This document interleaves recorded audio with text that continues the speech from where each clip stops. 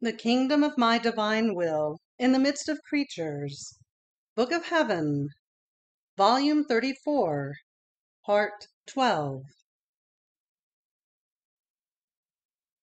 April 18th, 1937.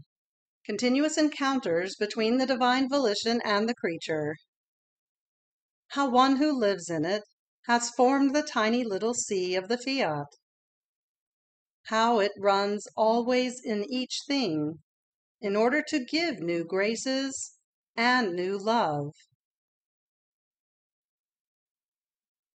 My flight in the Fiat continues, or rather I feel it runs toward me in each instant, in each thing I touch or do, in the pains and in the joys, in each created thing which it places around me to let me be served by them. It seems to me that it remains as though on the lookout to make itself known and say to me, I am here. Tell me, what would you like? You will make me happier if you put me in the condition of being able to abound more, so that, making you happy, I may feel happier because of the happiness of my daughter. Now, while my mind was drowned within its divine sea, my beloved Jesus, surprising me with his short little visit, with a love he could not contain, told me, my blessed daughter, the excessive love of my divine will gives of the incredible. When the creature lives in it, she has formed her little sea of the Fiat within her soul, and my will, drawn by its own power, wants to constantly expand this, its little sea, within the circle of the soul. Listen to what it does. Taken by irresistible love, it runs and runs always in each act that she does. And if it sees that she must make use of the word, it runs to meet her. It invests her word with its Fiat, and increases its divine power within the word of the creature. If it sees that she must operate, it runs, takes her hands, clasps them to itself, invests them with its Fiat, and increases its divine power in her works. If it sees that she is about to take a step, it runs, invests her steps, and gives her such power as to be able to run always toward he who always runs toward her. If she loves, it runs to give her new love. If it sees that she desires to be ever more good, it runs and increases her goodness. There is not one thought, heartbeat, or breath which it does not invest with its Fiat, to make its wisdom, its beauty, the heartbeat of its eternal love increase. But this is not all. Do you think that my will can take a break from running always toward one who possesses its volition? Not at all. And in order to run, it makes use of everything. If the sun invests her, it runs to give her more light.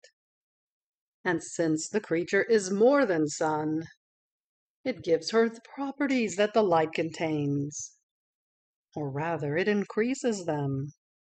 It gives her its divine sweetness, its fecundity, the variety of its celestial fragrances, the taste of its divine flavors, and its supreme qualities, like the most beautiful varieties of colors. And with the power of its Fiat, it makes it so that of its beloved creature, more than sun, nothing may be left other than light and heat, to invest her and let itself be invested. If the wind blows upon her, it runs, it invests her, and with its fiat, it increases the power of its ruling love, its divine moans, to let her moan with its own moans and sighs, that its kingdom may come upon earth. It kisses her, caresses her, clasps her tightly to itself, to let her feel how much it loves her, and how it wants to be loved back. If she drinks water, it runs to invest her with its freshness and celestial refreshments. If she takes food, it runs to nourish her with the food of its will, so that the divine life may grow in the creature, and it may be consolidated and confirmed more in her. In sum, there is nothing in which my will does not run. And oh, the feast it makes when it sees that she receives this sweet encounter, and receives the good it wants to give to her unceasingly. And if the creature also runs in each thing toward he who runs to her, oh, my fiat is taken by such love then, that its interminable sea swells, forms its gigantic waves, and unloads them into the tiny little sea, expanding in an admirable and prodigious way the capacity and expanse of its sea within the tiny little sea of the soul. My daughter, these are our divine ways. To love always without ever ceasing. To give without ever stopping to give. If it were not so, we would have to set a limit to our power and enough to our love.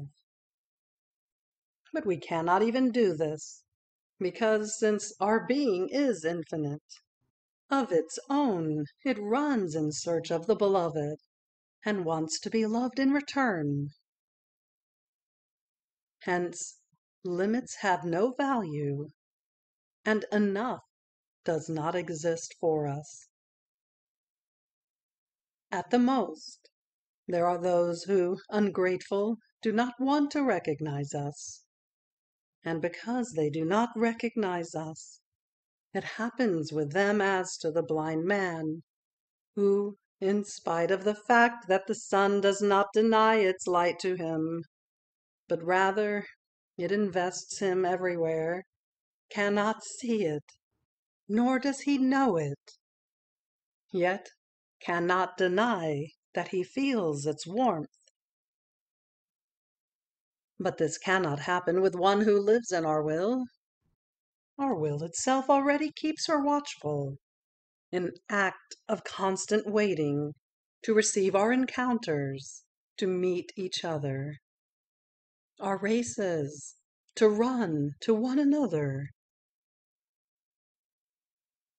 And if our love, in order to make her run more, hides from her our racing, though we are racing anyway, oh, how she fidgets, the poor daughter, to the point that we are forced to immediately break the veil that hides us, and say to her, "We are here. Calm down. Do not fear, for we shall never leave our daughter, the daughter of our will." And in order to calm her, we let her feel our love more vividly, and we lavish greater graces upon her.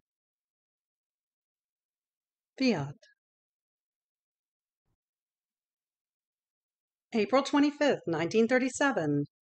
Prodigy of the operating act of the divine will in the creature.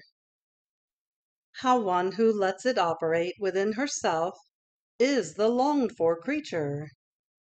the welcome one, the beloved of all the celestial court. Everything that is done in it acquires the virtue of producing divine life. I was thinking of the divine will operating in the creature. My God, how many surprises! How many touching scenes! How many wonders and prodigies, which only a God can do! And the human littleness remains stupefied, enchanted, in seeing the immensity of the divine fiat, which, while remaining immense, encloses itself within her little act, and with the creative power forms in it its operating act, with a chain of divine prodigies unheard of, but such and so many that the heavens are astounded, and the earth trembles before the operating act of the divine will in the creature.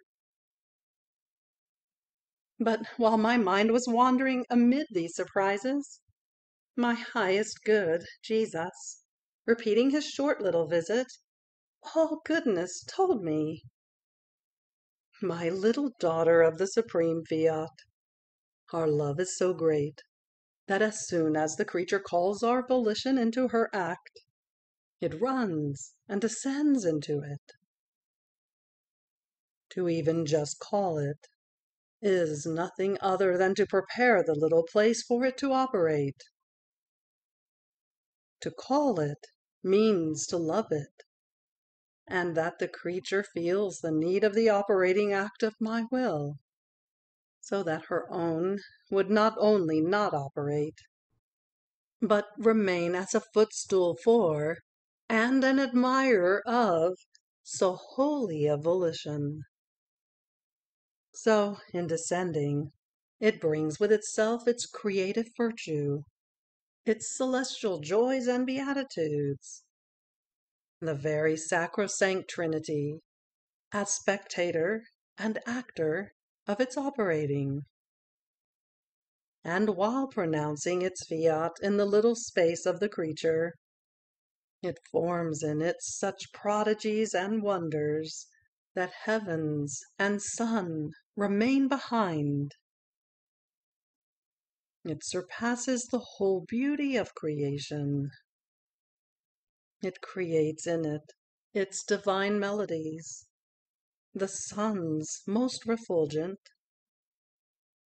It creates in it its life operating, its joys ever new. This act is such and so great that the angels, the saints, would want to empty the celestial regions in order to enjoy the operating act of their fiat creator. The beauty, the sumptuousness, the vivifying virtue of this divine act is such and so great that my divine volition brings it to heaven as conquest and triumph of the soul in whom it has operated, so as to gladden the whole celestial court with new joys and beatitudes. And the joy and glory they receive is such that they do nothing but thank my divine will for having operated in the creature with so much love, because there is neither glory nor joy greater than its operating and conquering act in her. On hearing this, surprised, I said, "My love, but if the divine will takes this act with it into heaven, the poor creature remains without, and as though empty of this act." And Jesus added, "No, no, my daughter, the act is always hers. No one can take it away. And while it gladdens the celestial fatherland, it remains as basis, foundation, and property in the depth of the soul. The conquest is hers. And while it delights the celestial court, she loses nothing. On the contrary, she feels within herself the creative and continuous virtue of my fiat in act of making ever new conquests. And while it remains in the soul, at the same time, it brings it into heaven as new glory and joy of the saints, and as beneficial rain for all pilgrim souls. More so, since the human family is linked to heaven, and heaven to the earth. There is a bond among them, such that all have the right to participate in the good that they do. They are members united to one another, and as though naturally, any good runs to give itself to all. Moreover, as my will operates in the soul, heaven places itself in waiting. In fact, since they swim in the fiat, they can feel that it is about to operate, and therefore they stand at attention. They claim and yearn to receive the new conquests and joys of the life of the divine will that they possess. My will is primary life of the saints in heaven. Therefore all of them concur in the acts it does. And by right, they want to receive the new joys and the beautiful conquests that my will knows how to make.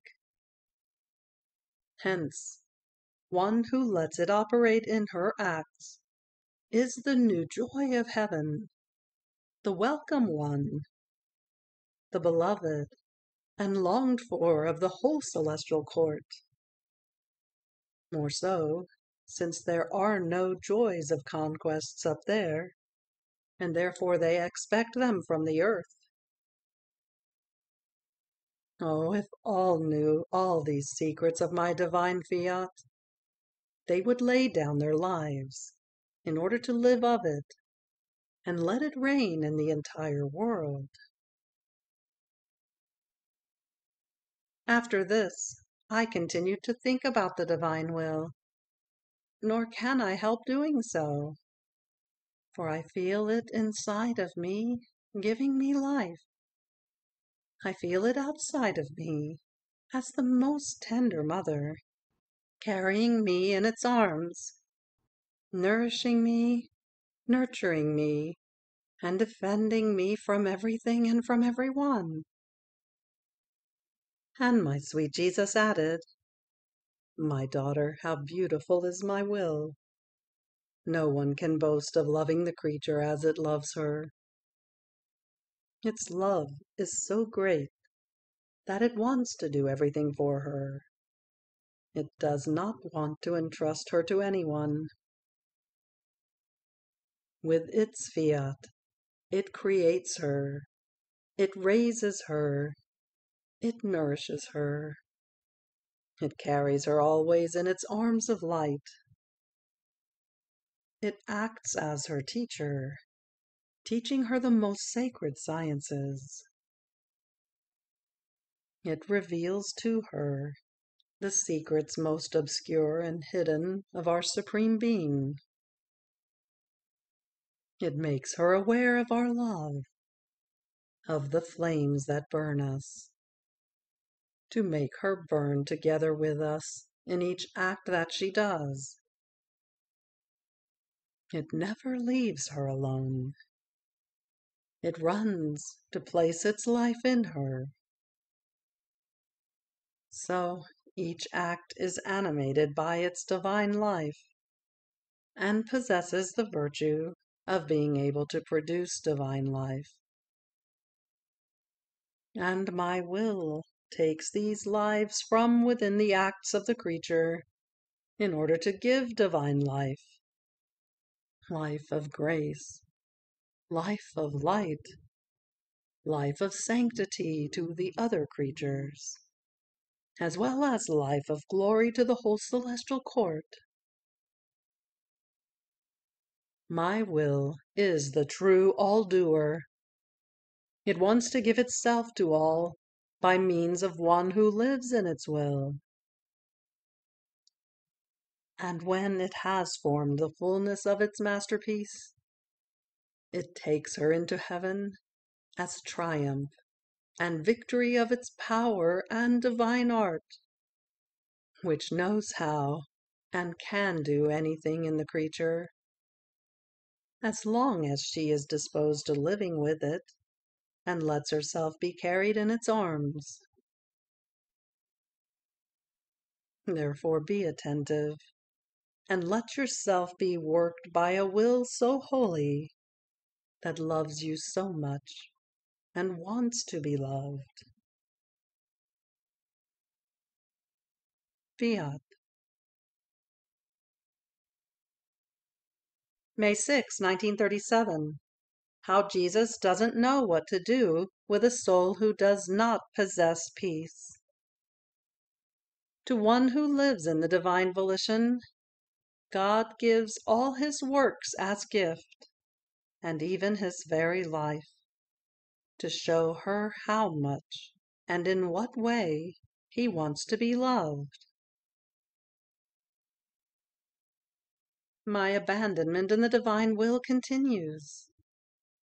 My poor mind, oppressed because of the incidents of life, too painful for me, seeks my refuge in the center of the Fiat, in which I feel as though being reborn to new life, rejuvenating, restored from my painful stages.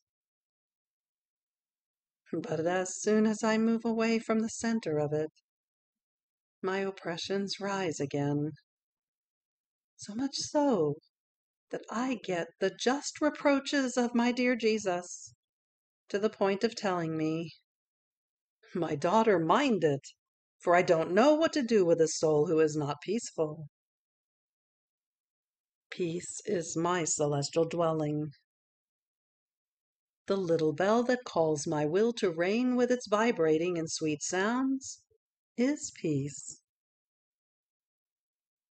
Peace possesses such powerful voices as to call the whole of heaven and make it stand at attention to be spectator of the beautiful conquests of the operating of the divine volition in the creature.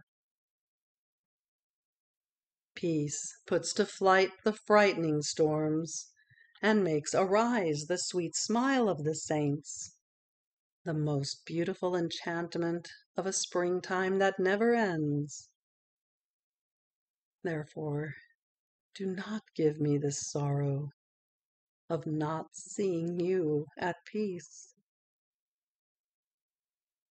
So I tried as much as I could to plunge myself in the divine will, to no longer feel myself, following its acts of creation as well as of redemption.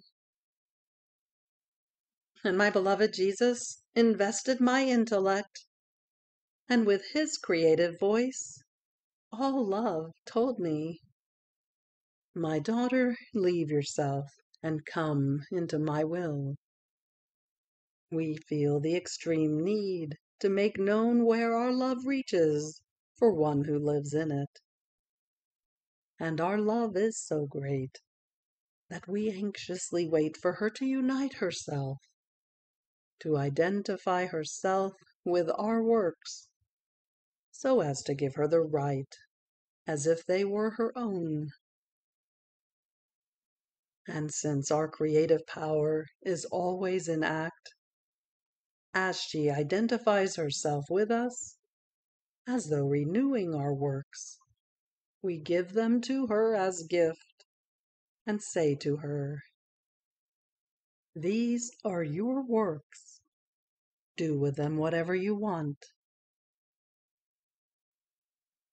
With our works in your power, you can love us as much as you want. You can give us glory in an infinite way. You can do good to whomever you want. You acquire the right not only of our works, but of He who created everything. And we take our right over you, who are already ours. How sweet are these rights of the human littleness in our divine being! They are sweet and loving chains that make us love our creative work with more intense and stronger love. And in our emphasis of love, we keep repeating, how beautiful she is. She is ours, fully our own, and we are all hers. There is nothing left for us to do other than to love each other.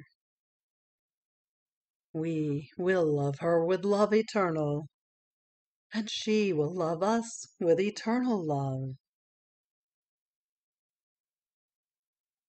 I remained surprised, as if I wanted to doubt it, and Jesus added, "Daughter, do not be marveled.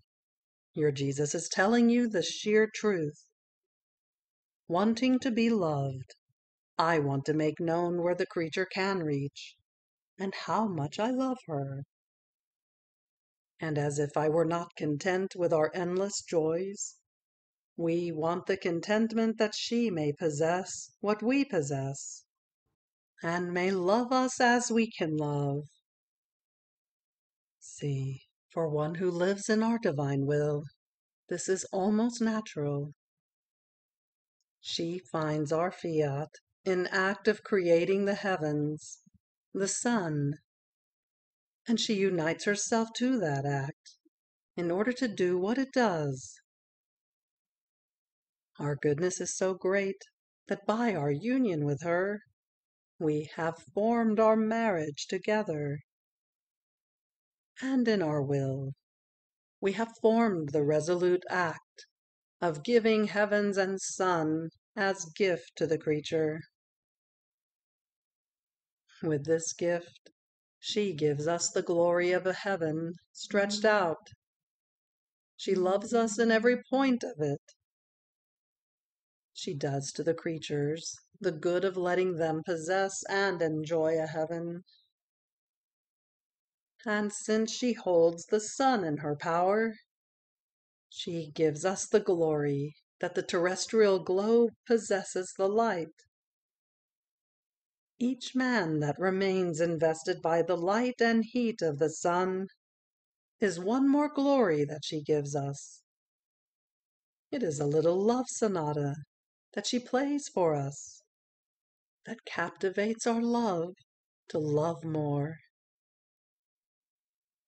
Each plant, each fruit, each flower, fecundated and warmed by its heat, is one more cry of glory and love that she makes for us.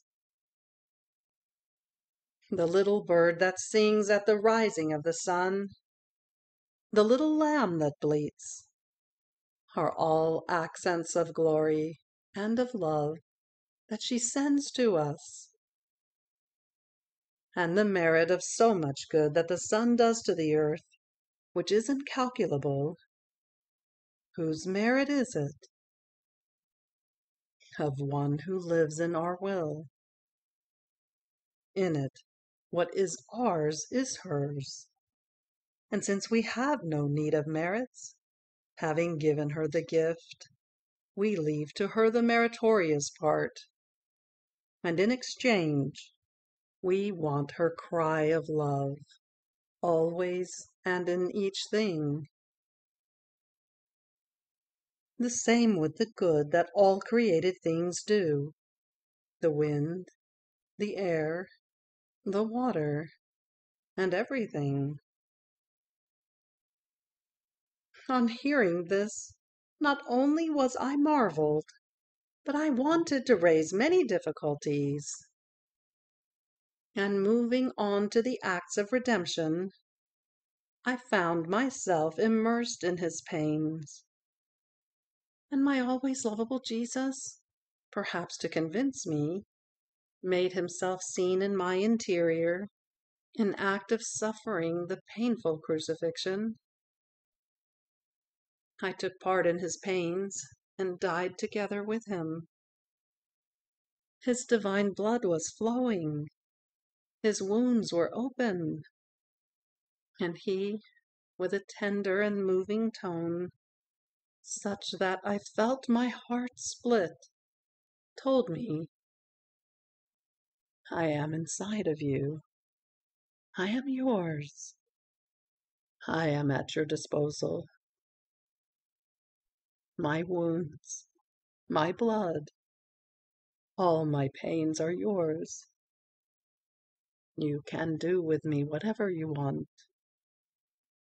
Or rather, be magnanimous, be brave, act as lover and true imitator of me. Take my blood, to give it to whomever you want. Take my wounds, to heal the wounds of sinners.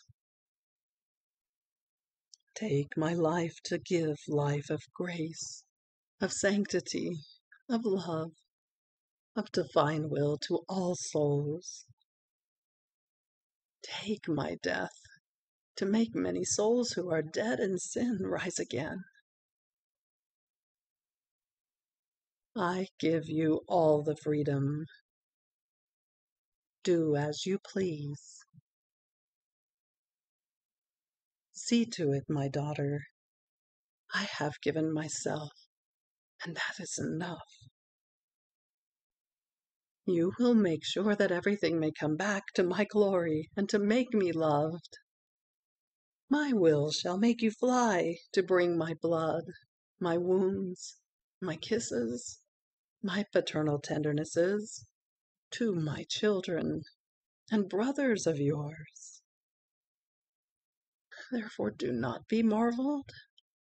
The divine operating is precisely this: to constantly remain in act of repeating its works, to give them as gift to the creatures. Each one can say, "Everything is mine. Even God himself is mine." And oh, how we enjoy seeing them endowed with our works, the possessors of their Creator. These are the excesses of our love, that in order to be loved, we want the creature to find out for herself how much we love her and the gifts we want to give her. Besides, with one who lives in our will, we would feel as if we were defrauding the creature if we did not give her everything as gift. And this we cannot do. Therefore be attentive. Let your soul be embalmed with our divine peace, for we do not know what disturbance is. And all things will bring you the smile, the sweetness, the love of your Creator. Fiat. You have reached the end of the Book of Heaven, Volume 34, Part 12. Fiat.